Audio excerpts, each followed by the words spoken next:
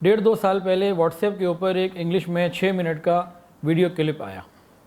उसमें कोई साहब थे और उन्होंने कुरान मजीद की आयत को पढ़ पढ़ कर साबित किया कि ईसाईयत सही मज़हब है, और उन्होंने कहा कि मुझे किसी पादरी ने, किसी इंजील ने, किसी मौलवी ने, किसी शख्स ने ईसाई नहीं किया, मुझे कुरान मजीद ने ईसाई किया है, और ये ईसाईयत की तबलीग करती है, ईसाईयत का प्रचार करती है, और इससे ईसाईयत साबित होती है। ये उनके मफ़हूम बता रहा हूँ, अल्फाज तो मुझे याद नहीं, वैसे भी वो इंग्लिश थी तो तर्जुमा होता भी, तर्जुमे का भी मफ़हूम बता रहा हूँ। दलाइल क्या दिए? काफ़ी सारे थे, उनमें से दो बातें आपको बता देता हूँ, उसी में आप लोगों का इम्तिहान भी हो जाएगा। एक, उन्होंने ये कहा कि हज़रत ईसा अलैहिस्सलाम का नाम कुरान मजीद में बार बार आता है, 20 से ज़्यादा दफ़ा आता है, पक्की बात है, आता है। और हुज़ूर पाक सल्लल्लाहु अलैहि वसल्लम का नाम मोहम्मद ये सिर्फ 4 दफ़ा आता है। चौथे सिपारे में आ गया वहाँ मोहम्मद इल्ला रसूल, और 4 दफ़ा ही आता है। उनका नाम ज़्यादा दफ़ा आया, इनका कम दफ़ा आया, तो भाई जिसका ज़िक्र ज़्यादा, जिसका नाम ज़्यादा, उसका दर्जा भी ज़्यादा, जिसका नाम कम उसका दर्जा भी कम। और ये बात फैक्ट है कि नबी अलैहिस्सलाम का नाम 4 मरतबा, ईसा अलैहिस्सलाम का नाम ज़्यादा आता है। ये उसने दलील दी, लॉजिक दी, लॉजिक ये उसने ठीक दी। लेकिन आपसे मैं कहता हूँ ज़रा इसको तोड़ के दिखाएं, इसका जवाब दें। जो उलमा बैठे हैं वो तो जवाब दे देंगे, जो गैर आलिम लोग हैं, हम लोग जो बैठे हैं, अगर जवाब नहीं दे पाएंगे तो इतना ज़रूर कह देंगे कि हमारे पास जवाब तो नहीं, लेकिन क्या वो गलत रहा है। लॉजिक ठीक दे रहा है लेकिन क्या गलत रहा है, हम इतनी बात कर देंगे। मैं गलत कहीं हूँ तो मुझे बता दीजिएगा, ठीक है? ऐसे ही है ना कि गलत कह रहा हूँ? मैं आपको समझाना चाहता हूँ, कुछ देना चाह रहा हूँ कि आपका ईमान बच जाएगा। वजह क्या है आपके ईमान के बचने की? कि आपने कहीं ना कहीं किसी आलिम की, किसी अल्लाह वाले की सोहबत पाई होगी, उस सोहबत की बरकत से, उनकी जूतियाँ उठाई होंगी, उसकी बरकत से ईमान बच गया। लेकिन आपका वो बच्चा जिसको आप यहाँ मदारिस में नहीं लाते, बयानात में, खानकाहों में नहीं लाते, जो अंग्रेज़ों की किताबें और उनकी तालीम पढ़ रहा है, हर वक्त इंटरनेट उसके पास है, आपको तो फुर्सत ही नहीं है, इंटरनेट उसके पास है, आईपैड उसके पास है, हर किस्म का एक्सेस उसके पास है, शुबहात और शहवात के दुनिया के अंदर वो पड़ा हुआ है। वो बच्चा अगर ये लॉजिक सुन ले और इतना ही बोल दे, यार बात तो इसने ठीक कही है, वाकई हज़रत ईसा अलैहिस्सलाम का दर्जा ज़्यादा लगता है, लॉजिक तो ठीक है, कुरान से साबित है, क्या ऐसा मुमकिन है या नहीं? मुमकिन है ना। अगर कोई हमारे बच्चों में से कोई हमारा बच्चा ऐसा कर ले, उसका ईमान किधर जाएगा? वो तो मुतलजल हो गया ना, हिल गया ना, वो तो नबी अलैहिस्सलाम को नीचे कर देगा, नाऊज़ु बिल्लाह ईसा अलैहिस्सलाम को ऊपर कर देगा। आप समझ में आ रही है मैं क्या कहना चाह रहा हूँ? अब बताएं उस बच्चे का क्या होगा? हम तो अपने कारोबार में लगे होंगे, या घर आते ही बीवी से लड़ना होगा, उसको गालियाँ देनी होंगी, सास के सामने, उस अपनी माँ के सामने उसको जलील करना होगा, अपनी चौधराहट दिखानी होगी, मर्दानगी दिखानी होगी। अब बताएं उस बच्चे का क्या बनेगा? उसका ईमान कौन बचाएगा? जिसको ये वीडियो मिली उसको बनेगा क्या? उलमा से उसको वैसे दूर कर दिया गया, बता दिया गया ख़बरदार उलमा के पास मत जाना, यही है सारे फसाद की जड़। ये उसको तालीम दे दी गई, आपके पास वक्त नहीं है, बताएं आपकी नस्लों का ईमान कहाँ गया? मैं वैसे ही नहीं रोता कि अगली नस्लों में होगा क्या, हमारे मरने के बाद अब्बा की याद आ गई, 2 मिनट की खामोशी इख्तियार कर लो, कैंडल लाइट जला लो, उन्हें क्या पता होगा। हमने कहाँ, कौन लेकर आया अपने बच्चों को? हाथ खड़ा करें। गुज़िश्ता इतवार को कौन लाया था? अगली इतवार को कौन लाएगा? मस्जिदों में बच्चों को कौन लेके जा रहा है? उनके ईमान की हिफाजत कैसे होगी? हमारे पास वक्त कहाँ है औलाद के लिए?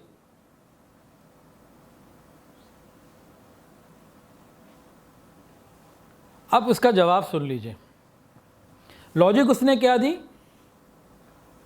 कुरान ही से दी कि हुजूर पाक सल्लल्लाहु अलैहि वसल्लम का नाम 4 मरतबा और हज़रत ईसा अलैहिस्सलाम का नाम 20 से ज़्यादा मरतबा, तो जिसका जिक्र ज़्यादा उसका मकाम ज़्यादा। तो कुरान तो कहता है कि ईसाई हो जो वो बता रहे कि ईसा अलैहिस्सलाम का मरतबा ज़्यादा है, ये उसने साबित किया, ये तो उसने बताया।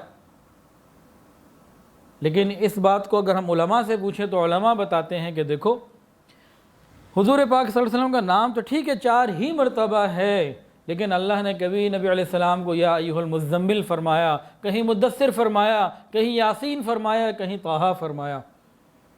نبی علیہ السلام کا پورے قرآن میں کہیں آپ کی آنکھوں کا ذکر، کہیں آپ کی زبان کا ذکر، کہیں آپ کے چلنے کا ذکر، کہیں آپ کی بیویوں کا ذکر، کہیں آپ کی بیٹیوں کا ذکر، کہیں آپ کے صحابہ کا ذکر، کہیں آپ کے غم کا ذکر، کہیں آپ کے آسمان کی طرف دیکھنے کا ذکر، کہیں آپ کی مسکراہٹ کا ذکر، کہیں آپ کے غم کا ذکر، کہیں آپ کی نبی اللہ رب العزت کو صحت کی فکر، کہیں آپ کے شہر کا ذکر۔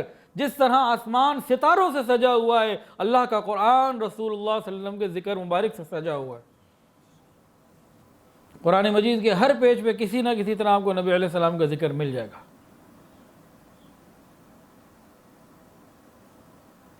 ہمارا ایمان تو اس لیے بچا تھا نا کہ ہم نے کہیں نہ کہیں اللہ والوں کی صحبت اٹھائی، ہمارے بچوں کا کیا ہوگا یہ سوچنے کی ضرورت ہے۔ ایک اور دلیل بھی اس نے دی تھی، اس نے کہا دیکھو حضور پاک صلی اللہ علیہ وسلم ایک مرتبہ آئے اور تشریف لے گئے، دوبارہ نہیں آئیں گے۔ سیدنا عیسیٰ علیہ السلام ایک مرتبہ بھی آئے، ابھی آسمانوں پر بھی موجود ہیں اور دوبارہ بھی آئیں گے۔ تو جو ایک دفعہ آگے چلا گیا وہ افضل ہوا، یا جو ایک دفعہ آیا اور پھر آئے گا اور ابھی بھی آسمانوں پہ موجود ہے تو کون افضل ہوا؟ اب ذرا اس کو توڑ کے دکھائیں۔ 1000 روپے انعام لیں جی، کھڑے ہو کے کوئی توڑے اس کو، 1000 روپے انعام۔ بات تو لاجیکلی ٹھیک کی ہے۔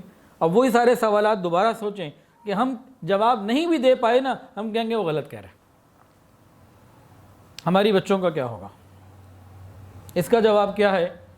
علماء فرمائیں گے اس سے کہ دیکھو بھائی، تم جو کہہ رہے ہو کہ عیسیٰ علیہ السلام دوبارہ آئیں گے، یہ تم نے انجیل میں پڑھا ہے؟ یہ ہمارے ہی حضرت محمد صلی اللہ علیہ وسلم کی بتائی بھی خبر بتا رہے ہو؟ کہ تمہارے پاس اس کا سورس کیا ہے؟ کوئی سورس نہیں ہے، جو سورس ہے وہ ہمارے ہی ہے، تم وہاں سے بتا رہے ہو اور نامکمل بتا رہے ہو۔ جب انہوں نے یہ بتایا کہ آئیں گے تو یہ بھی بتایا کہ اب اسی نبی حضور پاک صلی اللہ علیہ وسلم کے طریقے پر چلیں گے، اب وہ اپنے نبوت کا اظہار نہیں ہوگا، نبی علیہ السلام کے طریقے پر ہی چلیں گے، امتی بن کے ہی چلیں گے۔ تاہم نبی بھی وہ رہیں گے، نبوت ان کو مل چکی۔ ایسا نہیں ہے کہ وہ آئیں گے تو نبوت ان سے واپس لے لی جائے گی خدا نہ خاصا، نہ، قیام جس کو نبی بنا دیا وہ قیامت تک کے لیے نبی۔ ہاں اب ان کی نبوت کا وقت ختم ہو گیا، نبوت کا وقت نہیں ہے، اب آئیں گے تو نبی علیہ السلام کی نبوت کو اور آپ ہی کے دین کو لے کے چلیں گے، خود بھی اس پر عمل کریں گے اور اسی کی ترغیب دیں گے، اور جیسے ہی آئیں گے تمام عیسائی مسلمان ہو جائیں گے، صلیب کو توڑ دیں گے، خنزیر کو ختم کر دیں گے۔ تو نبی علیہ السلام نے صرف یہ نہیں بتایا کہ دوبارہ آئیں گے، اور بہت ساری باتیں بتائی ہیں، تو وہ باتیں یہ نہیں بتاتے، اپنی مرضی کا تھوڑا سا لے لیتے ہیں جس سے شبہات پیدا ہو جائیں اور ہم علماء سے جو دور ہیں وہ خراب ہو جائیں۔ یہ طریقہ ہوتا ہے ان کا۔ اچھا نبی کیسے رہیں گے؟ ایک طرف امتی بن کے زندگی گزار رہے، امتی کی طرح نبی بھی ہیں، تو یہ کیا ہوگا؟ دیکھیں بھئی، پاکستان کا صدر جب پاکستان میں ہوتا ہے تو دستور اور آئین پاکستان کا چلتا ہے کہ نہیں؟ پاکستان کا چلتا ہے نا، اور یہاں اس کا حکم بھی چلتا ہے، وہ کوئی آرڈیننس بھیج دے تو پھر اس پر عمل کیا جاتا ہے کہ نہیں؟ حکم چلتا ہے نا۔ لیکن یہی پاکستان کا صدر حج عمرے کے لیے مکہ چلا جائے یا یورپ کسی کام کے لیے چلا جائے، سفارتی امور کے طے کرنے کے لیے کسی بھی دنیا کے ملک میں، جیسے چائنا میں چلا گیا، اب وہاں جا کے صدر پاکستان ہے یا نہیں بتائیں؟ اب وہاں جا کر یہ اپنے آرڈیننس جاری کرے، حکم جاری کرے، کو مانے گا؟ نہیں مانے گا نا۔ تو صدر بھی ہے اور حکم بھی نہیں چل رہا، دوسرے ملک میں وہ صدر بھی ہے پاکستان کا لیکن حکم بھی نہیں چل رہا۔